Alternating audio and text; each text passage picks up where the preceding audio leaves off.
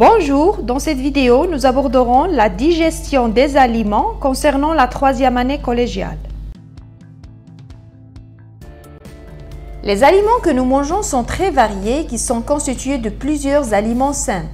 Les protéines, les glucides, les vitamines, les lipides, l'eau et les sels minéraux. Une fois ingérés, les aliments subissent plusieurs transformations dans le tube digestif. Où se fait la digestion des différents aliments? Quelles sont les principales étapes de la digestion? Que deviennent les aliments après la digestion?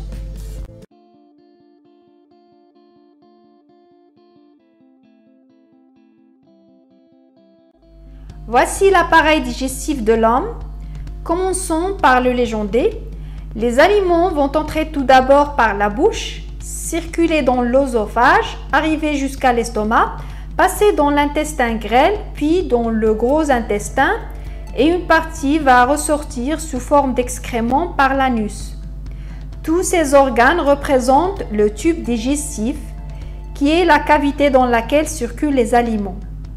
Il y a aussi d'autres organes qui ne font pas partie du tube digestif, mais ils jouent tout de même un rôle essentiel dans la digestion. Ce sont les glandes salivaires, le foie, la vésicule biliaire et le pancréas. Tous ces organes représentent les glandes digestives. Ainsi, l'appareil digestif correspond au tube digestif plus les glandes digestives.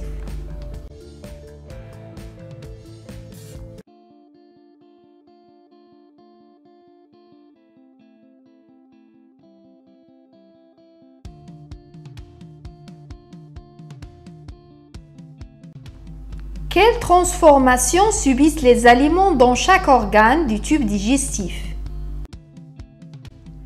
Dans la bouche, sous l'action des dents, des muscles des deux mâchoires et en présence de la salive sécrétée par les glandes salivaires, les aliments subissent une digestion mécanique. Cette digestion se traduit par la mastication et la malaxation. Une fois mastiqué et mélangé avec la salive, le bol alimentaire ainsi formé sera prêt à être avalé correctement. Les mouvements de la langue propulsent le bol alimentaire vers le pharynx.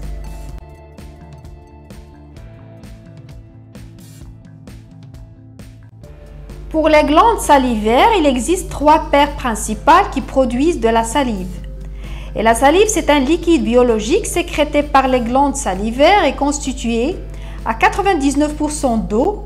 Il contient des sels minéraux comme le sodium, le potassium, mais aussi des enzymes comme le lysozyme qui détruit les bactéries et l'amylase salivaire responsable de la digestion de l'amidon.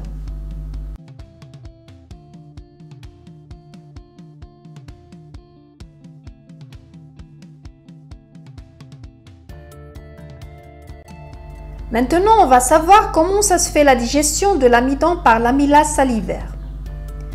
L'amidon est l'un des composants présents dans de nombreux aliments comme le pain, pommes de terre, le riz, les pâtes. Si on prend par exemple le pain, aliment de base de notre alimentation, il contient de l'amidon. Et l'amidon, c'est un sucre complexe qui n'a pas de goût sucré. Mais au bout de quelques secondes de mastication du pain, un goût sucré apparaît dans la bouche. Quelle est la source de ce goût sucré?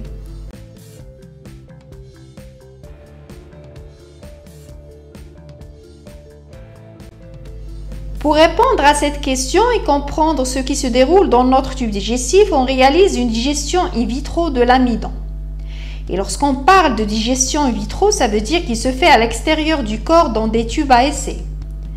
Pour réaliser cette expérience, il faut préparer tout d'abord de l'emploi d'amidon. Pour cela, il faut mélanger l'amidon avec de l'eau distillée, puis agiter le mélange pour obtenir un liquide blanchâtre appelé lait d'amidon. Et enfin, il faut remettre le tout à chauffer en remuant jusqu'à éclaircissement. On obtient ainsi une solution claire et limpide appelée emploi d'amidon et c'est de l'amidon cuit.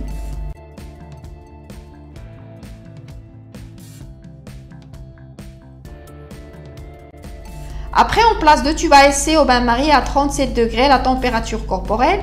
Le tube A contient seulement de l'emploi d'amidon. Le tube B, de l'emploi d'amidon avec l'amylase salivaire. Au bout de 20 minutes, on ajoute de l'eau iodée sur le contenu du tube A, sachant que cette eau iodée met en évidence de l'amidon. La coloration bleu-violette montre que l'amidon est toujours présent.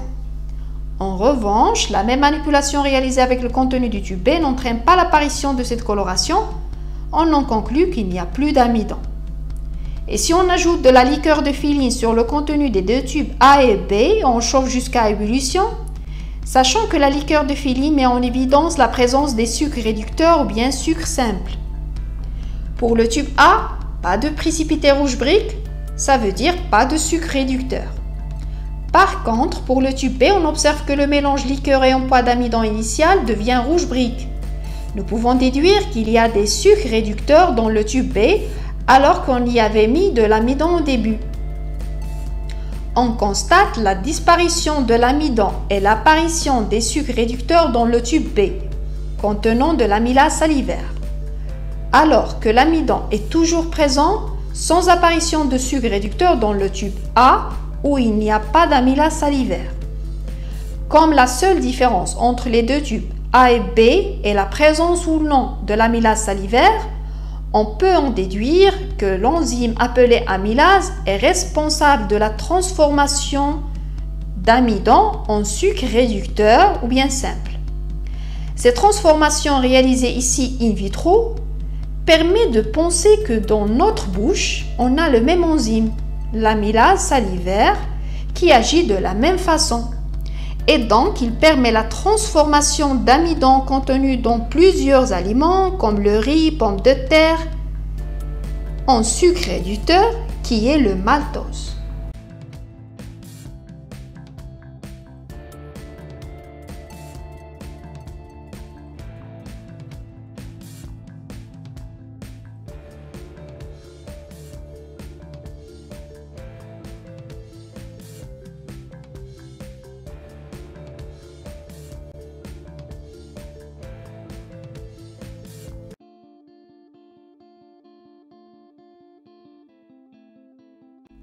D'après cette représentation schématique, on va résumer l'action de l'amylase salivaire sur l'amidon. Comme on voit sur le schéma, l'amidon est une macromolécule composée d'une succession de molécules de glucose reliées entre elles. Cette grosse molécule d'amidon peut être formée de 200 à 300 molécules de glucose. En raison de sa grande taille, l'amidon va être dégradé. Pour cela, une molécule d'eau vient se placer au point de rupture pour détruire cette molécule. C'est ce qu'on appelle l'hydrolyse. Ensuite, l'amylase salivaire va catalyser cette réaction d'hydrolyse, ça veut dire qu'il va accélérer cette réaction en coupant les liaisons entre les molécules de glucose pour libérer le maltose, qui est un sucre formé de deux molécules de glucose. Ce processus se passe spontanément mais très lentement. C'est pour cela qu'il était nécessaire de garder le morceau de pain dans la bouche aussi longtemps. Une fois le maltose est libéré, il atteint les papilles gustatives qui seront stimulées et donneront le goût sucré. Donc, la digestion d'amidon consiste à une simplification moléculaire de cette grosse molécule en molécules plus simples. Et on parle ainsi de la digestion chimique de l'amidon.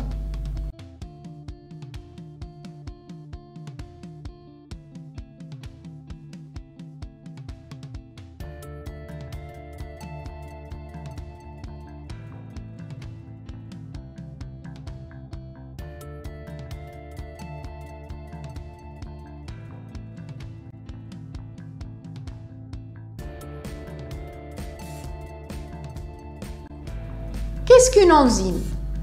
L'enzyme est une molécule chimique biologique produite par les glandes digestives. C'est un catalyseur de réaction, ça veut dire qu'elle facilite et rend possible une réaction. Elle est sensible à la chaleur, agit dans des conditions de température compatibles avec la vie, donc à des températures voisines de 37 degrés. L'enzyme n'agit que dans des conditions de pH déterminées, soit acide, neutre ou basique. Comme l'amylase salivaire est active en milieu neutre. L'enzyme est spécifique. Elle n'agit que sur une substance donnée, comme l'amylase n'agit que sur l'amidon.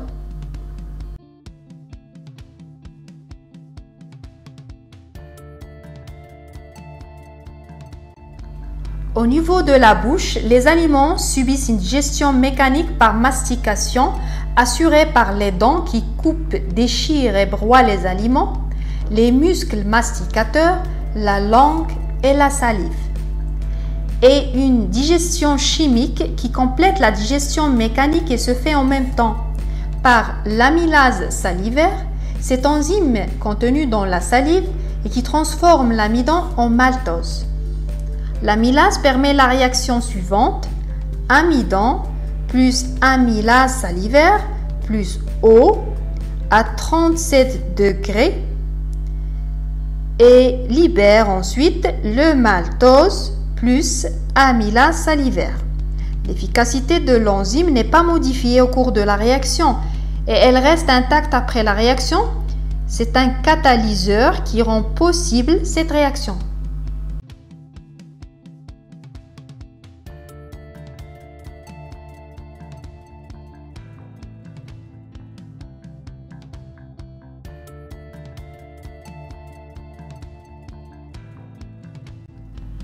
Dans l'œsophage, progression du bol alimentaire à la suite de la contraction des muscles de sa paroi, c'est le péristaltisme, qui est un mouvement involontaire mais coordonné des muscles qui entourent le tube digestif. Et comme ça, le bol alimentaire est poussé du début de l'œsophage jusque dans l'estomac. Dans l'estomac, les muscles de sa paroi se contractent et créent des mouvements de brassage. Le contenu de l'estomac est ainsi brassé et mélangé durant environ 4 heures. On parle de digestion mécanique. Quelles transformations chimiques subissent les aliments dans l'estomac?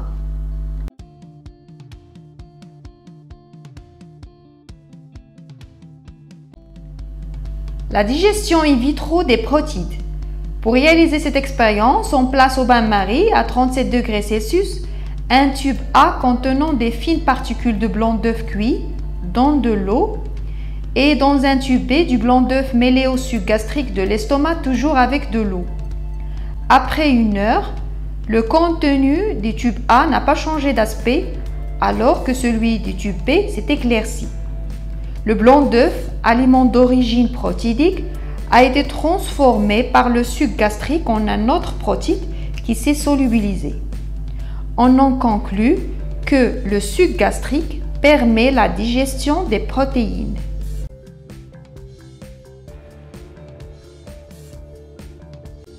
L'estomac humain produit environ 2 litres de suc gastrique par jour par les glandes de la paroi gastrique, ça veut dire la paroi de l'estomac. Le suc gastrique contient surtout de l'acide chlorhydrique et de la pepsine. La pepsine est une enzyme qui découpe les chaînes de protéines en 2 plus petits morceaux.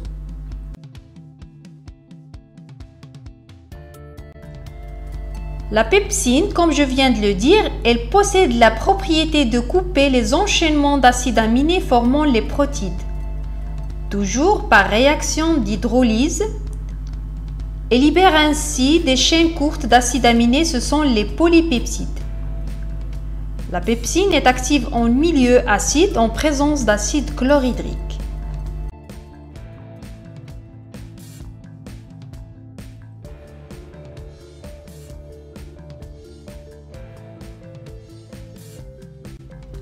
Dans l'estomac, les aliments subissent une digestion mécanique grâce aux parois de l'estomac qui se contractent et créent ainsi ce qu'on appelle le brassage. Ces contractions font que le bol alimentaire est bien mélangé au suc gastrique.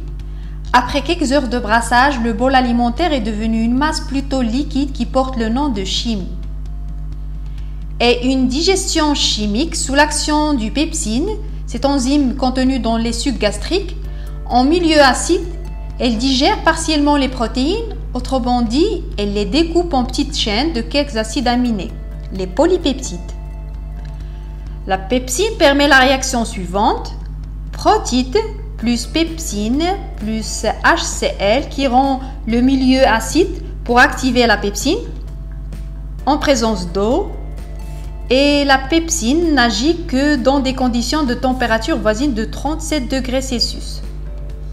Pour libérer enfin les polypeptides, la pepsine et HCl. La pepsine reste intacte après la réaction. Comme on a dit, c'est un catalyseur qui accélère et facilite la réaction.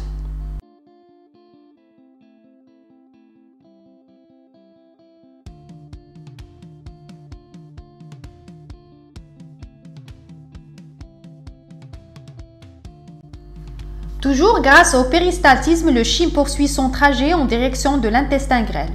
Le brassage est également présent dans cet intestin. Ainsi, le contenu de l'intestin grêle est brassé et mélangé avec les sucs digestifs. On parle de digestion mécanique. Quelles sont les sécrétions sécrétées au niveau de l'intestin grêle?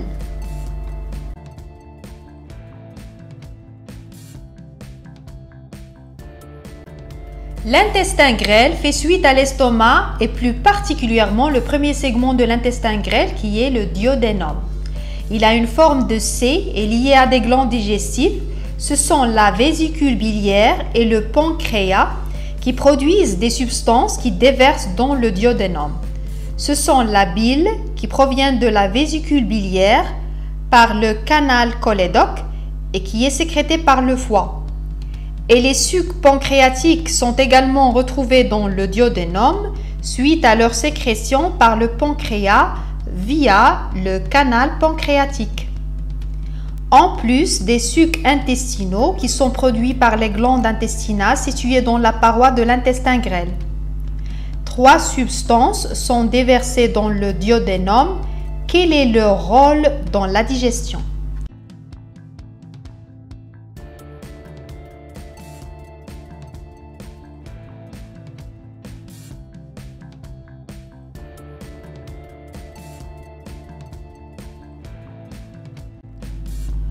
Au niveau du duodénum, on trouve le suc pancréatique, le suc intestinal et la bile. Le suc pancréatique contient de nombreuses enzymes, l'amylase, la protéase, la peptidase et la lipase. Le suc intestinal contient également des enzymes, maltase, lactase, saccharase, peptidase et lipase. Mais la bile ne contient pas d'enzymes.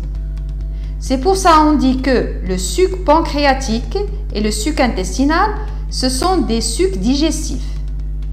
Mais la bile n'est pas un suc digestif car il ne contient pas d'enzymes.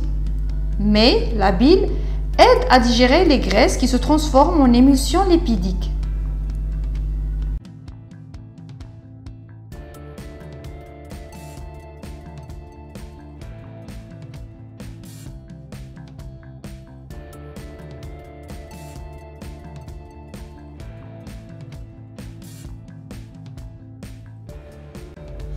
On va voir maintenant la simplification moléculaire des aliments en présence de quelques enzymes spécifiques au niveau du duodénum.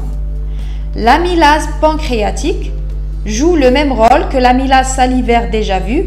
Cette enzyme spécifique pour l'amidon, elle accélère la dégradation chimique de cette macromolécule par hydrolyse et permet la libération des molécules plus simples, c'est le maltose. L'amylase permet la réaction suivante. Amidon plus amylase pancréatique en présence d'eau à 37 degrés Celsius qui libère le maltose plus l'amylase pancréatique qui n'est pas modifiée au cours de la réaction. Une autre enzyme, la maltase, qui va transformer le maltose en un sucre plus simple, c'est le glucose. Chaque molécule de maltose donne 2 molécules de glucose. La réaction maltose plus maltase plus eau à 37 degrés Celsius donne du glucose plus maltase. Maintenant, la protéase.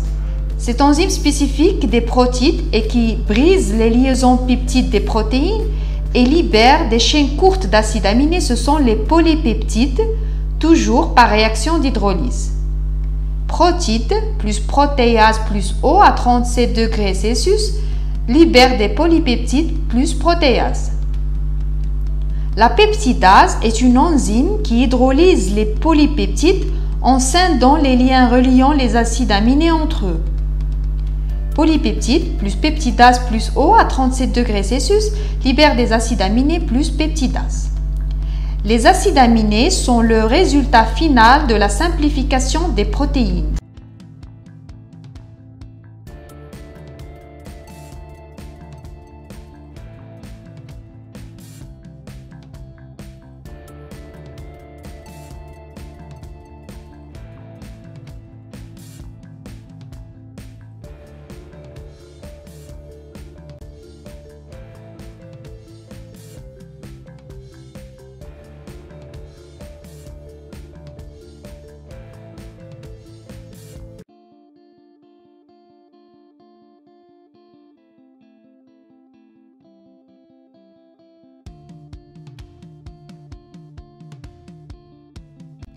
La lipase agit sur les lipides, mais d'abord sous l'action des sels biliaires qui les émulsionnent et facilite ainsi l'action de la lipase qui catalyse les réactions d'hydrolyse de ces molécules lipidiques en acides gras et glycérol.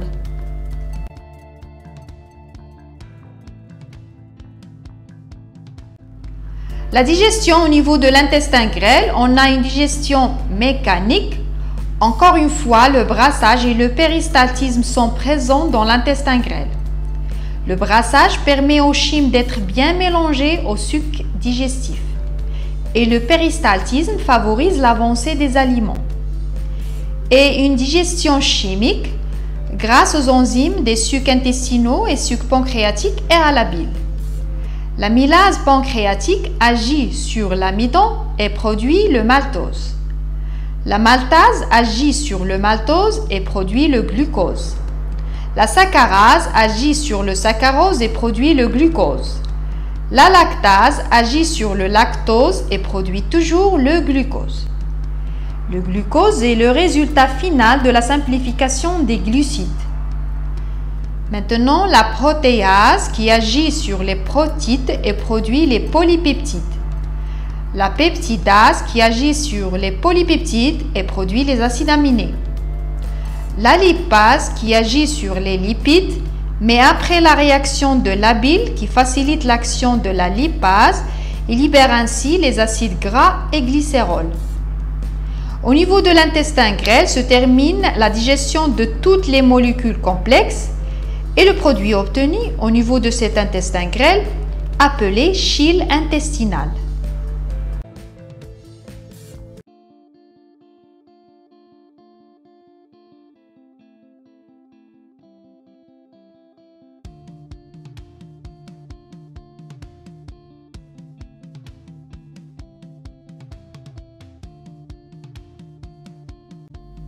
Les aliments que nous ingérons subissent des transformations au fur et à mesure de leur progression dans notre tube digestif.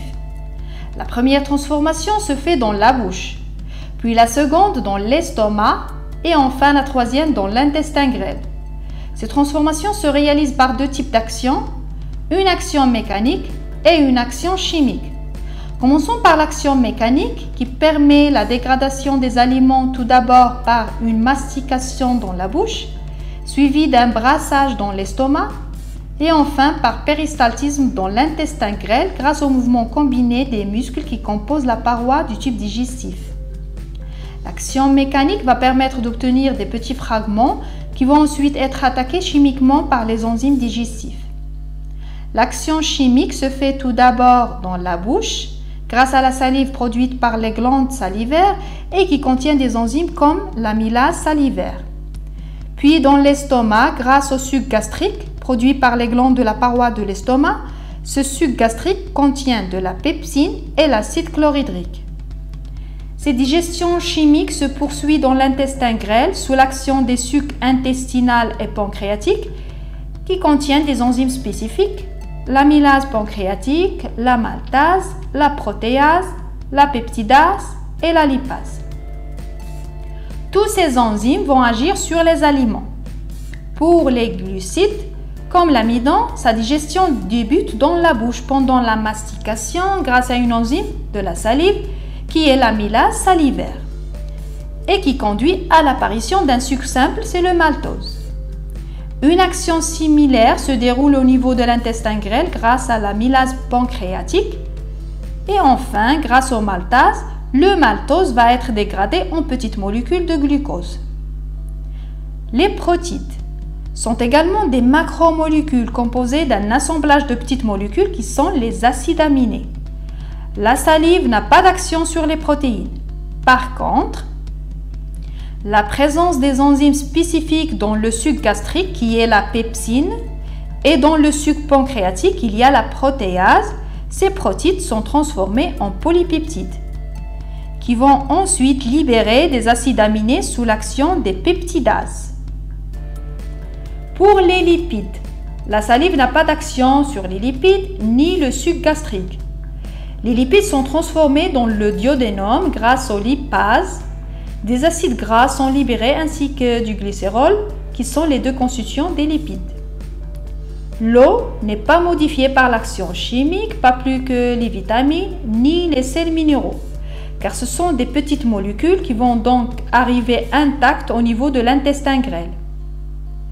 Et comme vous voyez, cette action chimique par les enzymes digestifs, c'est une simplification moléculaire à partir des aliments qui sont des macromolécules, glucides, protides et lipides, et qui vont être transformés en petites molécules, glucose, acides aminés, acides gras et glycérol, qui constituent avec l'eau, les sels minéraux et les vitamines, les nutriments.